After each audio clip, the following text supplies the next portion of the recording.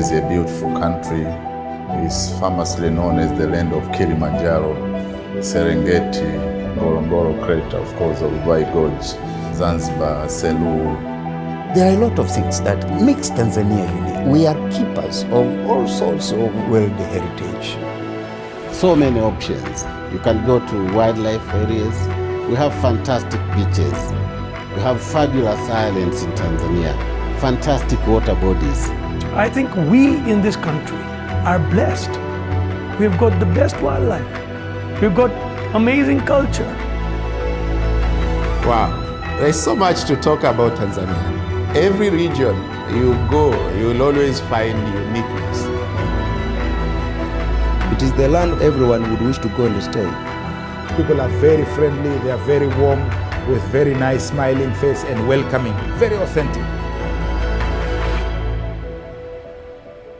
If you go back into history, our forefathers have set a very solid foundation.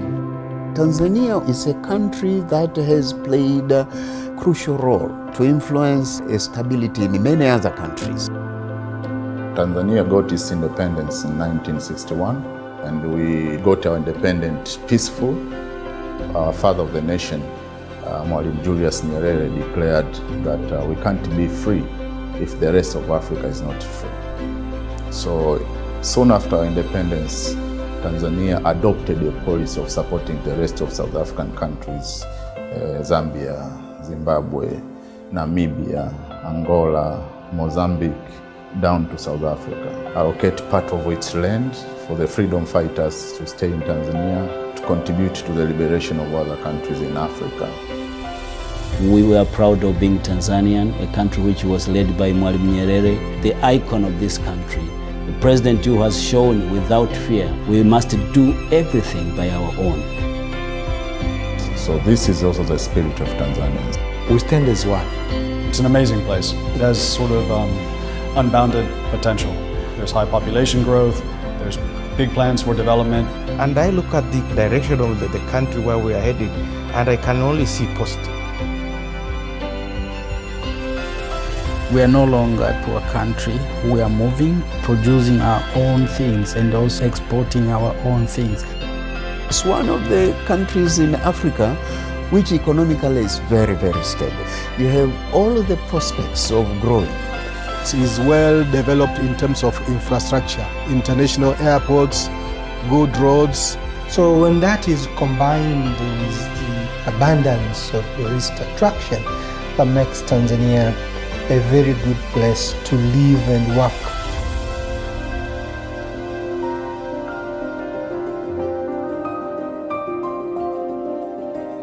Tanzania is a unique country. We have allocated over 30% of our land for wildlife, for flora and fauna. Tanzania actually protects and conserves a little bit more than 33% of its land. And it is covered by more than 50% by forests.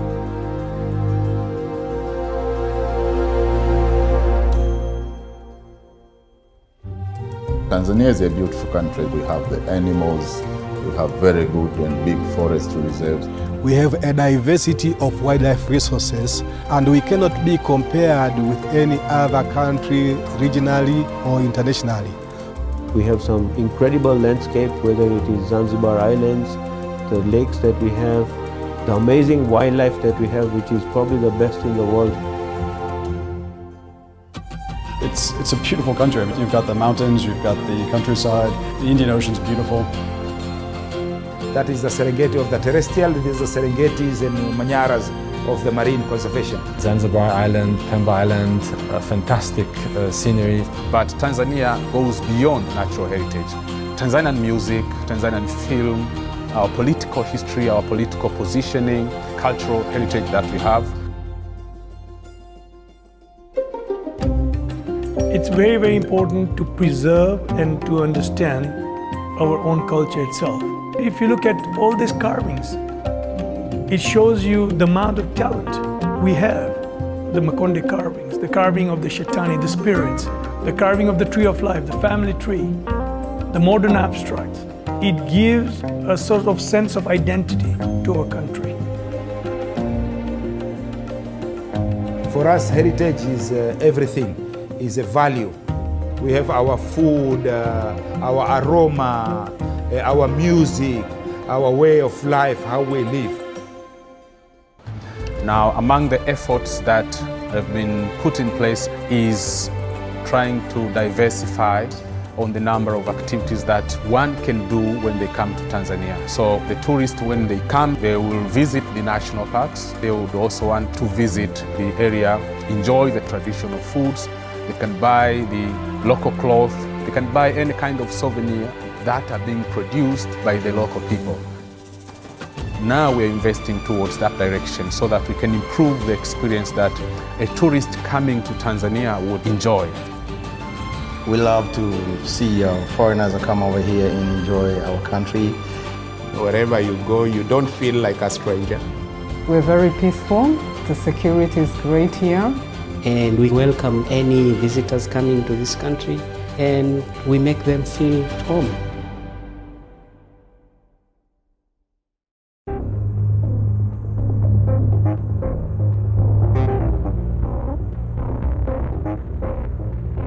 Tanzania has a vision, which is our national development vision. It's a vision 2025. We aspire to have a country with high quality of life.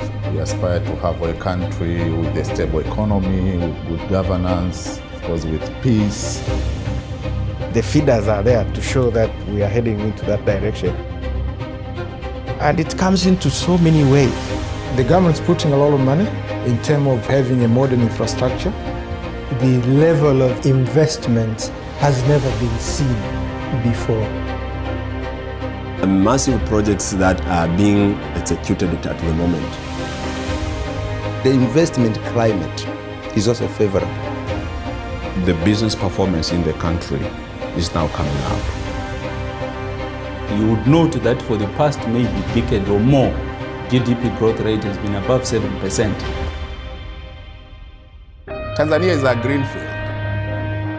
I think you'll agree with me that this is probably the best moment to invest in Tanzania. It's the most populous country in East Africa.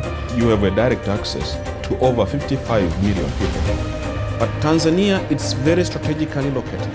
We are being surrounded by 8 countries, maybe 6 countries are landlocked countries. We are the one to provide a channel. We are talking about a market of more than 100 million people. There's not many parts of the world that have that kind of power.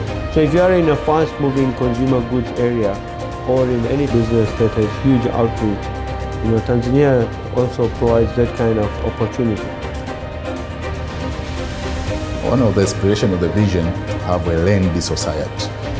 I think it's very important that we empower more and more people to be able to take advantage of the opportunities that this country has to offer.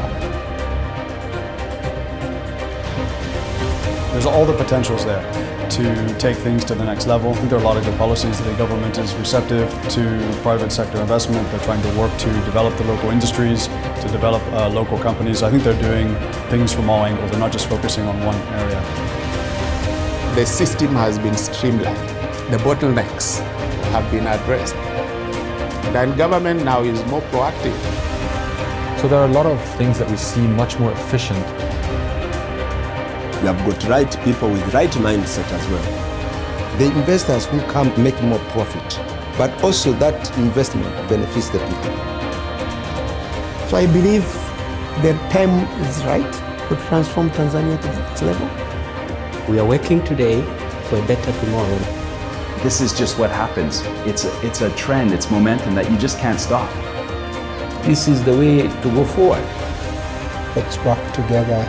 Let's make it possible for the people of Tanzania to achieve their dreams.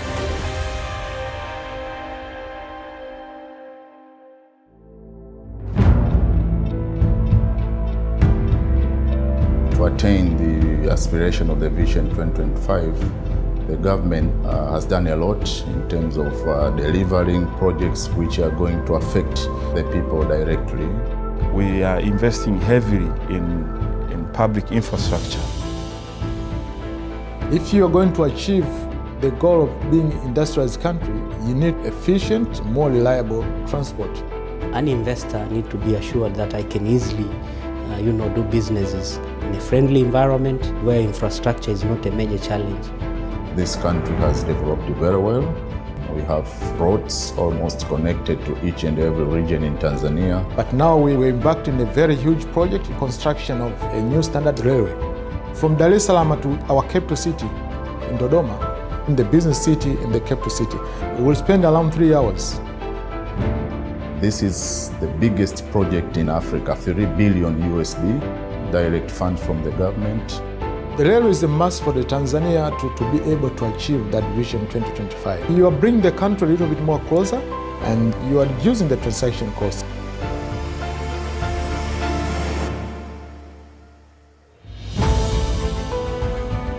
Tanzania has always been quite important in terms of having a strategic location in East Africa. It's really important, especially in a country of 55 million people, modernize and expand the port. We have to make sure that we're efficient, that our costs are reasonable, and that we are operating in a really transparent, fair, and highly productive way. We've been very much advocating this idea of a one-stop shop, whereas customers can do more and more online, trying to work with stakeholders to reduce bottlenecks. By doing this, we can then help to support more growth in industry.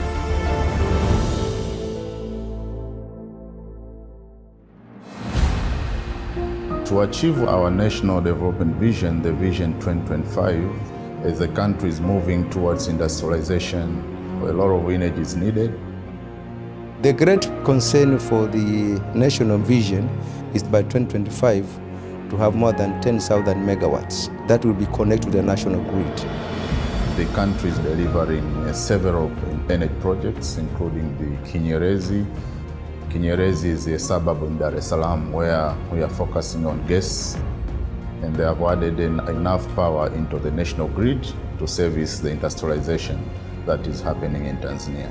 Because you see, when you have efficient power supply, cost of production comes down significantly. Tanzania is diversifying its energy sources now. We have some minor projects in terms of wind, solar, but the biggest project now is the hydro. The formerly Stiglas Gorge, which is now called Julius Nyerere Hydro Power Station, is a 2,115 megawatts project. The fourth biggest dam in Africa. 2.9 billion USD. I think this amount of electricity in this time, it will make Tanzania is one of the leading countries in all fields. The hydropower project is going to be a game changer in terms of our economy, but also the project is going to conserve the environment in Tanzania. Before the project, the elephants were almost depleted in the area because of poaching. So one significance in terms of conservation is to act as a security buffer zone for the conservation of animals in the Rufiji. But also the people downstream who are suffering from floods. The dam itself is going to act like a control area. We are proud to work in such a project from the day one and increase the prosperity of the people in Tanzania. For such a project, you have to work with a high level of engineering and a high level of technology and transfer this experience and knowing how in such projects. The peak will reach around 6,000 labor. At least 80% will come from Tanzania.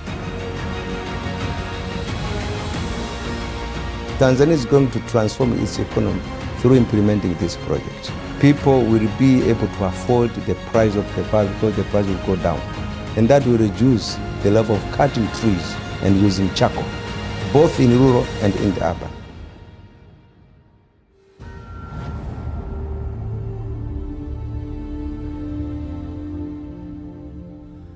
Tanzania is also endowed with a lot of natural resources, particularly on the extractive industry. It's a major source of wealth that can really contribute to the aspirations of our 2025 vision. So what we are doing as government is to make sure the natural resources are benefiting the people. The revenue has risen tremendously. Come 2025, as per our vision, we will hit the 10% contribution of the mining sector to the GDP.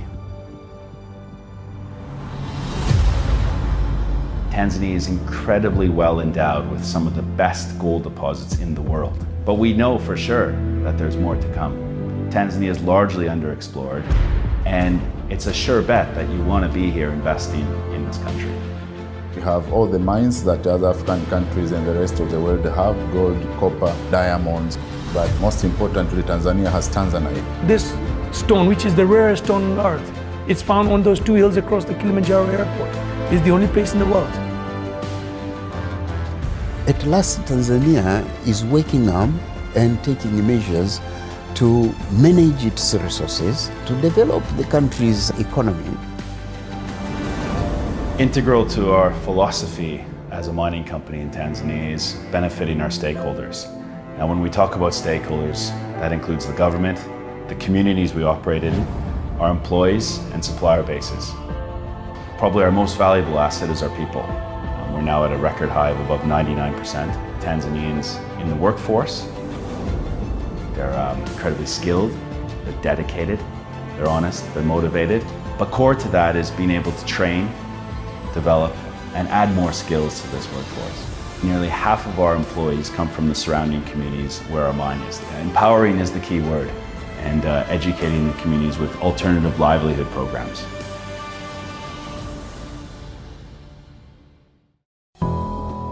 At the moment, the government focuses on developing the industrial sector. What does this mean? There should be sufficient access to funding.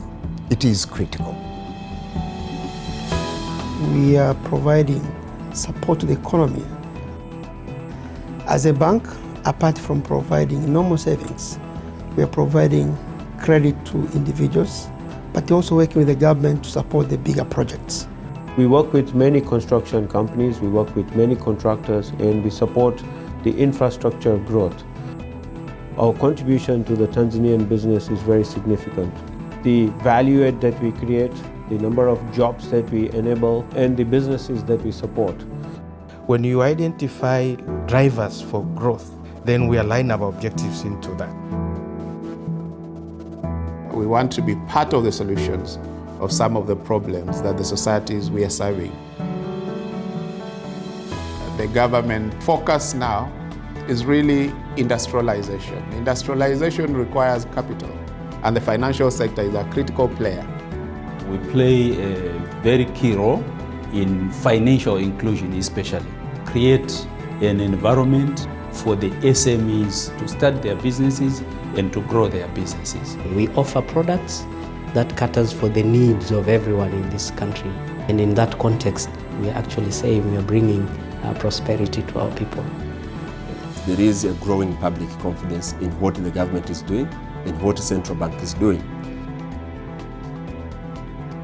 When you see credits growing, it means industries and businesses are growing, but there is also opportunity for the financial sector at large to continue to grow and be part of this transformation that is happening in Tanzania. Speaking on the communications area, as of today, the use of ICT equipment in Tanzania is on the very high rise. I think there's a huge opportunity in the Tanzania market. We are going to continuously invest to be able to change lives through technology. The backbone of that is connectivity. We have expanded our 4G network across the different regions in Tanzania. Come 2024, 90% will be covered. Everybody is reached. One of the key things that we do in Tanzania is to bring digital lifestyle and digital tools for every Tanzanian, to use technology as the centerpiece of driving economic development in the country. The communications, especially mobile communication in Tanzania, has been the driver to the digital financial inclusion. M-Pesa were one of the products that we are very proud of in Tanzania.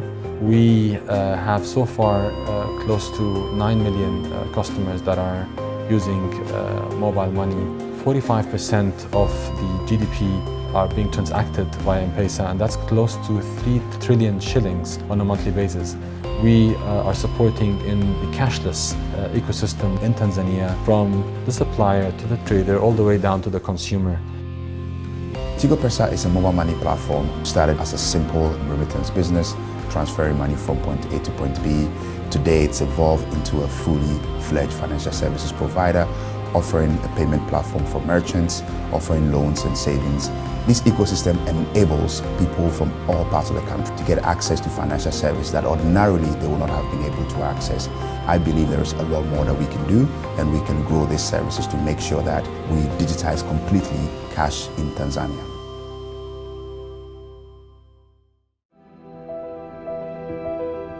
Our Vision 2025 talks about a competitive economy, high quality of life. So every day we endeavor to transform our life from one stage to the other. Tanzania is one of those places that I would say has got everything, right? It's a great place to visit. It's a great place to live in. There are humongous opportunities, well-established infrastructure. Tanzania is a country that has put in place all that is necessary to secure their interests.